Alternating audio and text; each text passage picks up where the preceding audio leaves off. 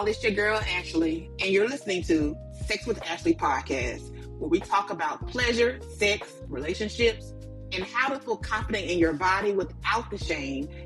If you're ready for real talk with real tools, you're in the right place. Now let's get into it.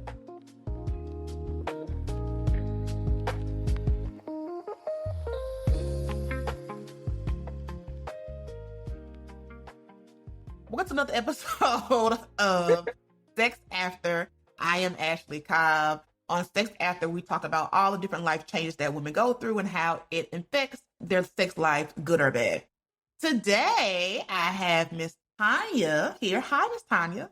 Hi, how are you? I am good. Nice for you to join us today. Well, thank you very much for having me. So, we are talking about, Miss Tanya, we're talking about how sex changes for the better as you get older, which is really good to know, right? Because I turn 40 in a month, and I'm looking forward to, as I get 50, 60, and 70, Lord's willing, to still being sexually active. So I would like to know, like, what to look forward to, right? How my sex life is going to change. Because you hear all of these negative things about sex when you get older. You hear about how, we go through menopause, and then we hear about how we dry out and all these different things. So you don't really hear a lot of positive things about older women and sex. So I'm excited for this conversation. Okay. Well, as an older woman, and I just turned 68 years old. Okay. I guess when I was turning 40, I didn't even think about those things. I mean, I was just assuming it was always going to be there and it was always going to be good. But yes, it does become an issue if you let it become an issue. I have been, working in this field for some time, and actually began doing sexual health work with seniors about 20-something years ago. So when I was in my late 40s. And so one of the things I heard from a lot of women was, we were doing really HIV work. Mm-hmm. And so the thing was, you would ask people, one of the key questions when you're doing HIV work is, are you sexually active? Mm-hmm. And I heard again and again from older women, I would be if I had somebody to be sexually active with. And so, that began to, really not be an issue, but I began to think about that. So then, going to different, just as you do, go to different conferences and workshops. So I went to a conference, and I went to a session about sexuality and older women. And one of the things that was said that has always stayed with me was, in order to keep your sexual health through the ages is to have at least 2 orgasms a week. Oh, okay. So, but again, just what I just said a few minutes ago, I mean, women are willing, but, being able to have somebody to have those orgasms with can be an issue, especially, what we're hearing now is that a lot of African American women especially are not in relationships. But the key there is, you got to take care of your sexual health, whether you're having sex or not. So, and I know that the issue of masturbation can be a little contentious for some, mm-hmm. especially some people who may be of the faith community or not. But, when the person said 2 orgasms, they didn't say 2 orgasms with a partner. They said 2 orgasms. 2 orgasms. So, being able to pleasure yourself is key as well. So, question. I have a question for Tanya. So, yeah. Do you think it is the reason why people are not having sex older is because, so you said some can't find a partner. Could it also be that their partners are not able? Oh, absolutely. Absolutely.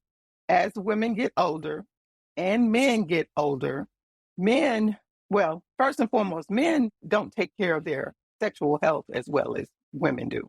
Correct. Women go to the doctor more often. And I think, it's pretty much because we do have reproductive issues. Not issues necessarily, but we take care of our health better because of our reproductive organs. Mm-hmm. So, and men don't. And so, also I'm a health educator, and I guess I call sex education my side hustle. So my day job is working with prediabetes. So getting men to go to the doctor is a chore in itself. And I always charge women, and I know it's unfair to charge women with making their men go to the doctor, but they have to, because men are dying senselessly from things that could be prevented, and they're losing their sexual health because of things that are senseless, such as high blood pressure, diabetes, cardiovascular issues.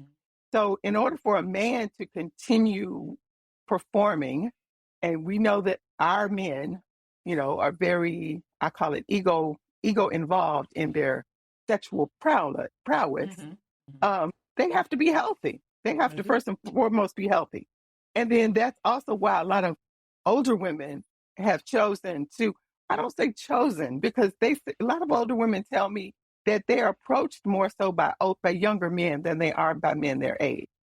And, that's a whole discussion for a whole other day. But a younger man sometimes is better. I mean, I guess for me, I have encountered a partner as young as I was maybe in my early 60s, and he was in his not even 60s, late 50s, and having erectile dysfunction issues.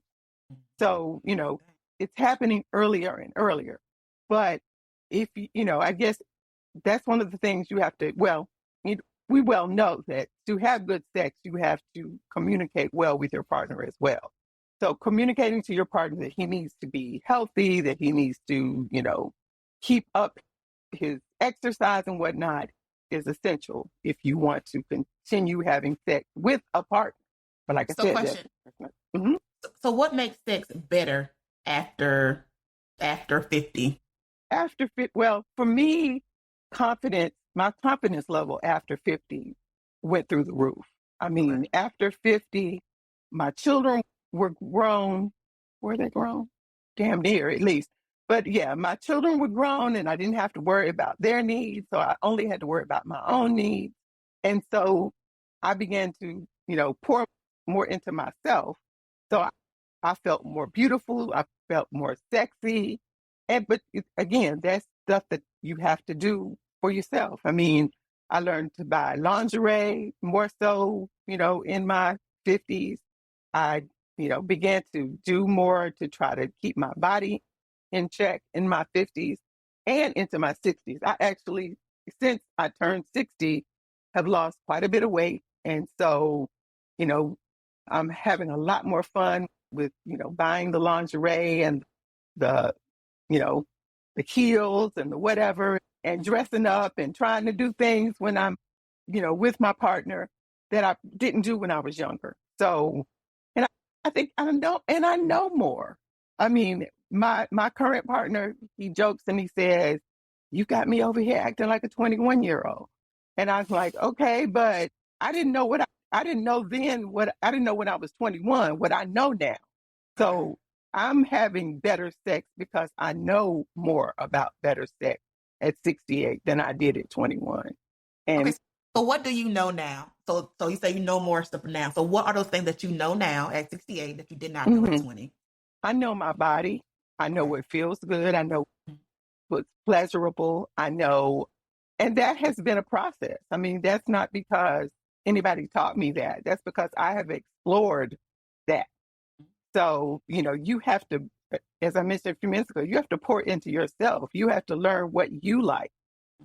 One thing that I am passionate about at this stage of the game is telling women that they are allowed to have pleasure for themselves. They are not an instrument of pleasure for a man. They're supposed to be pleasured themselves, regardless of, again, a partner or not. So I know more about my own body than I did when I was I didn't even think about it when I was in my 20s, 30s, and 40s. I just thought sex was sex, but I realize now that it's an art form. I'll just put it that way. So, yeah. So question. So do you find that as you get older, I know you said a lot of younger men hit on older women. Why do you think that is? I think that they do see that confidence in an older woman.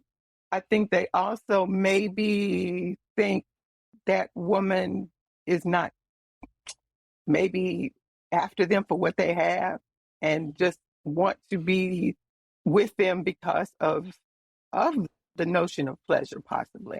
I don't really know.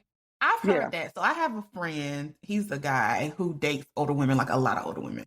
And I was like, well, why do you do that? And he was like, older women just want to have a good time. Like they are here for like the enjoyment of it, like the enjoyment of you. They want to go out. They want to do whatever we're going to do, but they're not trying to build families. They're not trying to like, they're usually already established. They're not trying to, see what you can provide. They are literally just here for a good time. And I was like, okay, that kind of makes sense. Mm-hmm. I agree. Are you familiar with the book by Jill Nelson called Sexual Healing? That is a book that every older woman should read. It's basically about women who decide to start, not a dating service really, but really just a service where women can partake of the pleasure of men. Similar to a brothel for, I guess you think of a brothel as women being there for men. Well, this was the reverse situation. And then there was also a movie, one of the Magic Mike movies that Jada Pinkett Smith was in. And I'm not, and like I said, for your podcast purposes, nobody is asking me to endorse either of these. These are just two things that struck me when I was through my sexual journey. The Magic Mike movie was about the same thing, about a woman who established basically a brothel, but she also had male dancers. So, I mean, I didn't even go see any male dancers until I was in my early 60s. So that wasn't anything. Yeah, that really wasn't anything I thought about. It really wasn't. I mean, I guess for some women it was, but for me it wasn't. In fact, when I was married, I was married 25 years, so my husband even encouraged me to go to a strip club with some of his coworkers one time because they were going to see some male dancers, and it wasn't something I was interested in, really. Okay. But it was fun. I found it fun, and I've also heard that going to a strip club with your partner can be fun. It is. I mean, I love strip clubs. I tend to like the women better than the men because the women seem to be more entertaining to me. I don't know why that is. But I like strip clubs and I like going with my partner. It is a really good time. Yeah, I mean, the thing is, you got to be open. You got to be open to a lot of possibilities. Watching porn, I mean, I've done that. It's, again, not something that I do on the regular. In fact, my friend asked me that. He said, you don't sit up and watch porn on your phone? And, because we were talking about masturbation or something. I said, no. And it's just not something that really turns me on like that. But what it is, there again, you got to find out what turns you on. And I guess I'm one of these that, and much to my children's chagrin, I've always enjoyed sex. I've always talked about sex. I possibly was a little bit too open with my children about sex. But I guess my point, I didn't tell them about specific encounters and whatnot, and I still don't. But I talk about the fact that sex is to be enjoyed. It is enjoyable. It's something that, I intend to do my entire life. Oh, and you did mention something earlier that I did want to mention. You talked about the fact that you hear that when you get older, you dry out and whatever. That is true. And which goes back to what I was saying about the 2 orgasms a week. But, as many of us do, we go through dry spells. Right. Not pun intended, but not intended. Okay. But, I went through periods where I didn't have a partner and I just wasn't doing my due diligence, taking things into my own hands. Okay. And I did develop something called vaginal atrophy. Okay. So, can you explain what that is for people who don't know? Vaginal atrophy is basically when the lining of your vagina becomes dry and brittle, essentially. And you don't think about it becoming dry and brittle because it's an internal organ, but it can. So what happens is when you do possibly try to have sex with a new partner or whatever, it can be painful. You can have breakthrough bleeding, many things. But, if that does happen, it's essential to go to your doctor because it could be that, but it could be other things. I was So how did you tested overcome it? I'm getting to that. Okay. After I did go to the doctor and we ruled out that it was coming from my uterus or whatever, one of the first, and well, of course, they try to give you hormones. They try to, prescribe different things. They're different vaginal lubrications that you can use, to help that. But the one most important thing to do to combat vaginal atrophy is have more sex. Having really? more sex. So having more sex, even if it's bleeding, and well, no, you take some of the other measures first. You possibly use some of the lubricant. You may even need some of the hormonal treatments, which more than likely using one that you can insert versus something that's systemic. But over the long haul, having regular and sex is what happens, because what it does is it causes your natural juices to flow. Let me just put it that way. Okay. It retrains your body to do what it's supposed to do during sex. And so that is the fix. One of the biggest fixes for it is to have more sex. And so that is not an issue anymore. I've discussed it with my OBGYN, and she said, good job, keep doing what you're doing. And I'm saying, it's a good thing. So, and that's the message, I work with, you've started this podcast for women, you say sex after 40. And I work, my wheelhouse has been women 50 and above, but I'm finding more and more that it's the women 60 and above that are having more of the issues. And so what my message to women is, don't give up. And I think that's what a lot of women have done. I think that when you get to a point where you're having the pain and you're having, because they say the statistic keeps going up and I think it's because more and more women are talking about it more, is that between 30 and 50% of women have experienced pain during sex. Mm-hmm. And that was just crazy to me because, that's not ever been my issue, but I know that it can be an issue for some women. And what happens is even married women, when they start to have pain, they just give up. They just said, oh, I just don't want to do it anymore. And so, also if you have a man with erectile dysfunction, he's going to blame it on you anyway. So, all time. Yeah. All time. So you want to, try to combat that, of course, but at the same time, don't take that into your consciousness that it's your fault. You want to make sure that you do everything on your end if you want to continue to have sex. But that is also a choice. That is a choice. But as we keep hearing, a lot of women are alone and a lot of women are not partnered. And whether that's by choice or by chance, that needs to be something that is their choice, right, not by chance. So, yeah. So what did you suggest what would you tell someone who is older, whose partner is struggling with ED, and they would like to, regain their sexual lives? So what can they do to maybe get their partner going to the doctor? How can you convince, because you know how men are, especially Black men. Yeah.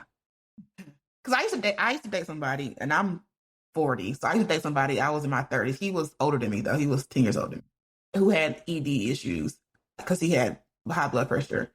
Anyway, but, he really was like in denial about it. Oh, absolutely. Like, absolutely. It was like, nah, it's you. Like, no, it ain't me. Right. It ain't me. Like, I know it ain't me because, but yeah, he was really in denial about it. So, for me, I wasn't married to him. So it was just easier for me to like leave the situation. Yeah. Right. But for people who are married, it's not as easy. So what is your advice for women who are in that situation currently? I hate to say it this way, but tell him he either goes to the doctor or he don't even try to get none. You know, he needs to go to the doctor. He needs to take care of himself. I mean, I have two sons. They're 36 and 42. I'm after them about going to the doctor. They're, young and they have young children. You need to take care. You need to still be here for those kids. Right. And their wives too. So they need, all men need to take care of their health. They need to be active and whatever. My partner, he says he exercises at least an hour a day. He swims, he bicycles, he knows that it is tied to his sexual performance. He tells me that when he has been exercising, he knows he performs better. So that should be an encouragement for some men. I mean, some of these weekend warriors, if you did it a little bit more often than on the weekend, maybe it would keep your blood pumping better. I did date a guy who had heart issues. He couldn't do, of course, you got those little fixes. You got the blue pills and the pink pills and whatever the other pills are. You got to be healthy to take those. Yep. So if you have heart issues, there's no possible way for you to, you shouldn't. Although I guess some men do take, get the pills otherwise. But I could definitely I could definitely predict. He had 3 heart attacks. I predicted his heart attack because I could tell when his cardiovascular system was not working properly by his ability to have sex or to be, for his, erectile dysfunction to be not a problem. So, and I think most women know, they can tell from their, if they're, been with their partner for a long time, they can tell when things are not right. And they just you guys gotta tell them, you better take your butt to the doctor because I want, I love you and I plan to be here with you, but you got to do your part. So for a woman who is single, 55 and up, and who is looking to date again or find a partner, where do you suggest they go? Or who do you suggest they find? I think younger men are wonderful. Okay. Younger men are, because, I think that you were saying that older women, that your friend said older women are not looking for anything other than fun, basically. Mm-hmm. I think that sometimes it's the same thing with the younger men, but you got to go into it with that attitude though. You can't, like you said, you're not looking for children, but you might be looking for marriage. I've got a couple of friends though that they have met their partners online. They've met younger men, but they're also vibrant older women. Okay. So, but I mean, that doesn't mean that, there is somebody for everybody. So just because you may be, as they call, fun size, don't mean that there's not somebody out there that don't love fun size, So you got to be open. You got to keep yourself open to the possibility. I think that so many people just shut down. They just say, oh, it's not going to happen. Oh, and I think a lot of us hide behind our, I hate to say it this way, we hide behind our standards. Okay, can you explain? Looking for a husband and looking for a lifetime partner is different from looking for just having some fun. Correct. And you have to keep that in perspective. You have to protect yourself in that, you can't be out here raw dogging it with just everybody that comes along. You got to, you got to always take care of your sexual health and whatnot, but, be open to the possibilities. I've dated older men, I've dated younger men, and I've dated men my age. And I know a lot of women my age say, oh, the men that are my age are looking for women 20 years younger. Yeah, they might be. And you could probably tell me. I'm sure guys up to 60 and whatever are getting on you. But, it's like it can also go both ways. I've heard people talk about men, and, we joke around and we talk about, what's the lowest age that you would date? And for me, it's 20 years younger. I would not date anybody 20 years younger because I don't want to date anybody my children's age. Right. So, and I have a sister who is close to me. She's younger than I am, and she don't want no old man. We joke about, there was a comedian named Moms Mabley. Can an old man can't bring you nothing but information? I'm paraphrasing, of course. An old man can't bring me nothing but some information on a younger man. So, hey, that could be the case. But there are, you got to really be confident. You have to be confident that what you want is what you want. And at this stage of my life, I'm not necessarily looking for marriage. If it were to happen, it would be fine. But, if it doesn't, yeah. So, see, at your age, you shouldn't be saying that. But anyway. No. I've never been married. So would I like to get married one day? Sure. I don't know, to be honest. But it's not a priority. It's not a priority. And I kind of feel like, I don't know if I missed the marriage window. Like, I don't know if I missed the marriage window. We'll see. No. I know I don't want children. But the marriage window, I don't know. We'll see. We'll see what happens. Yeah. But, and I don't count that out either. You hear stories all the time about people that are, I look at it this way. My mother lived to be 97 years old.